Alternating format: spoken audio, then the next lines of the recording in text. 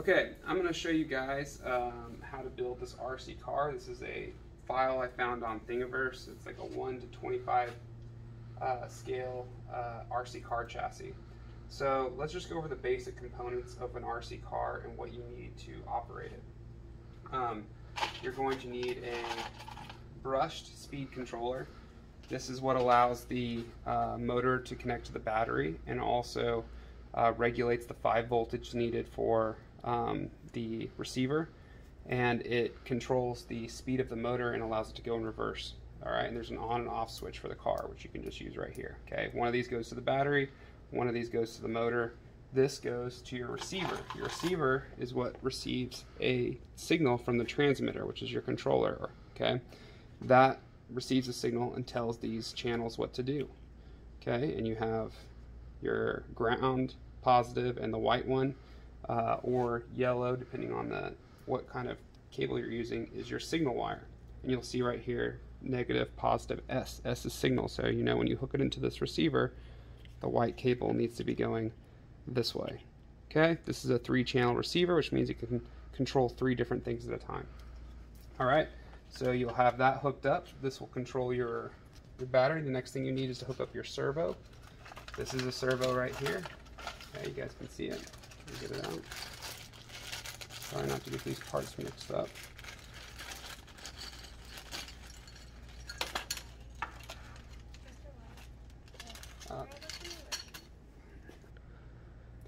Okay, here's the servo.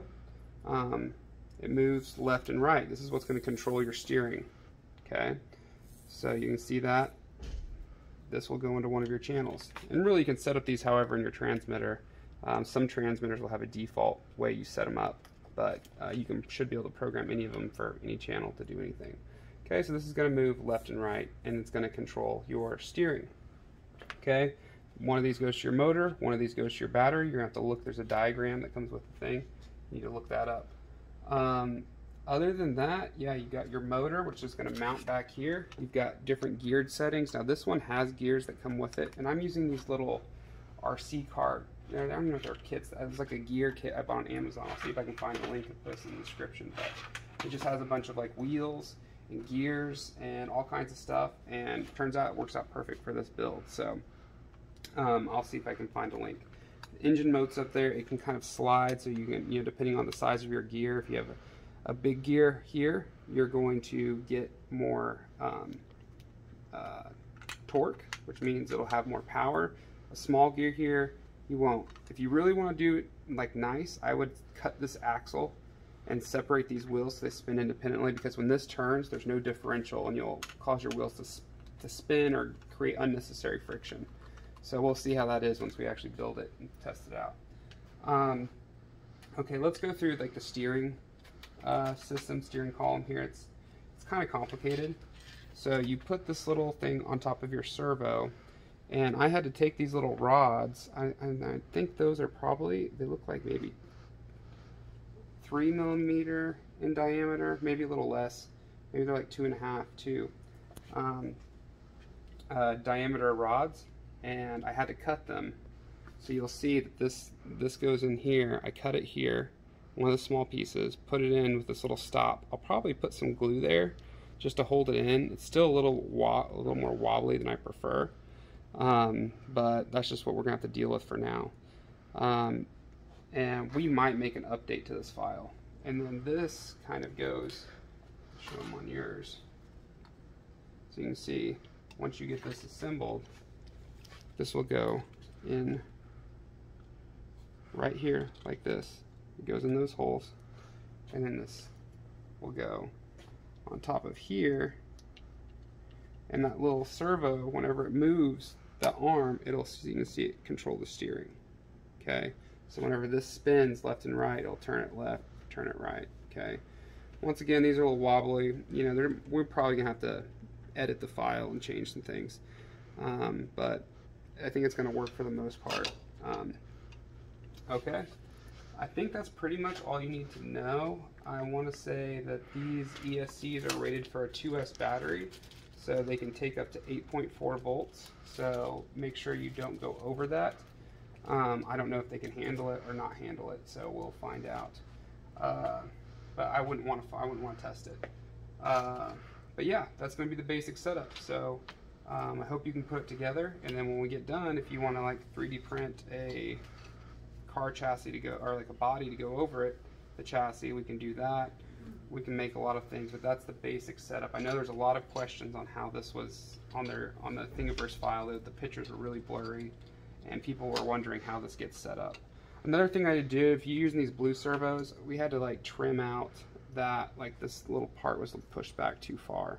And so in order for this servo to fit in there, we had to cut. You can see it didn't cut that, so it wasn't really a lot of tension on that thing.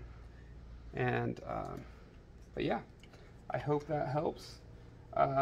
Maybe make another video later and program your transmitter and receiver and all of that, but this should give you enough to get you started and get building.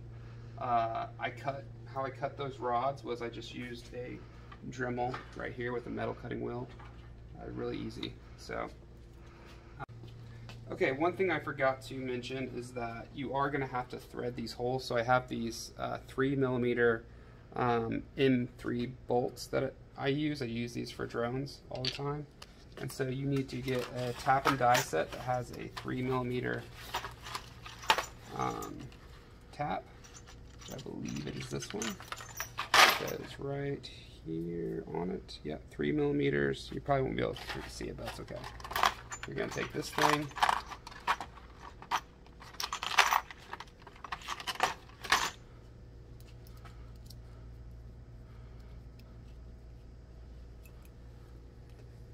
And you could just drill these out and bolt them in, I'm sure. But you put some force down. Now, if you ever use these with metal, you have to be really careful. This is really brittle metal. It's hard, so you can break it really easy. But with plastic, we don't really have to worry about this. So you're going to see me going down. You also want to use some kind of like lubricant or oil. But once again, with plastic, it's not going to matter. Make sure you put plenty of pressure down on it.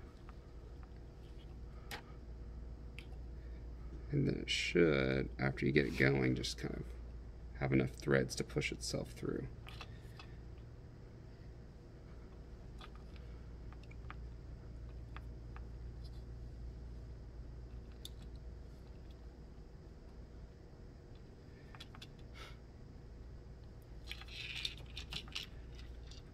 Yeah, I'd get it in there a good ways.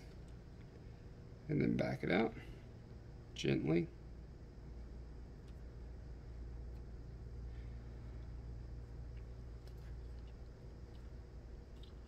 Okay, so now that that's threaded out, if I did everything correctly, this should just screw right in there.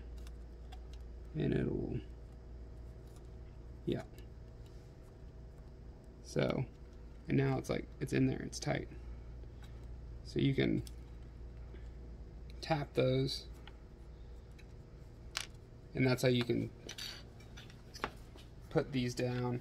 I think for back here I just used the servo screws and they work just fine, but you could also tap those if you want to use these bolts instead. They're a little stronger, but looks like it's about the same size. I don't know, but this, your servo bag should have a couple screws that came with it that I just used to put in. Okay, hope that helps.